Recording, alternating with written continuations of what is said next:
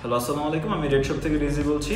Previous ভিডিওতে আমি দেখিয়েছি কিভাবে রেডএক্স ইন্টিগ্রেট করতে হয়। আজকে আমি দেখাবো পাঠাও ইন্টিগ্রেশন কিভাবে করব।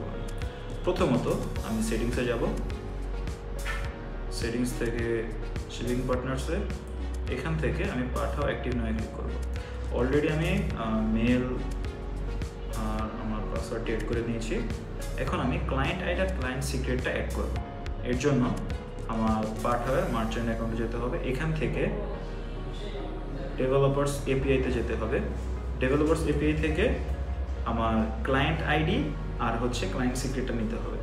এই ক্ষেত্রে আমার এখানে ডিরেক্টলি আসছে, অন্যথা এখানে জেনারেটর অপশন থাকে, ওইটা ক্লিক করলে জিনিসটা চলে আসবে। এরপর ক্লায়েন্ট আইডিতে এটা কপি করে নেব আর সিক্রেট কিটা কপি করে নেব।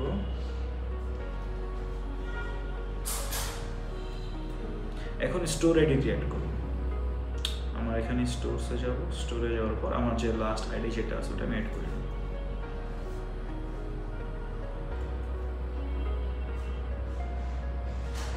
সাবমিটে ক্লিক করার পর আমার পাঠাওটি কানেক্ট হয়ে গেছে। এভাবেই আমরা পাঠাওটি কানেক্ট করে ফেলব।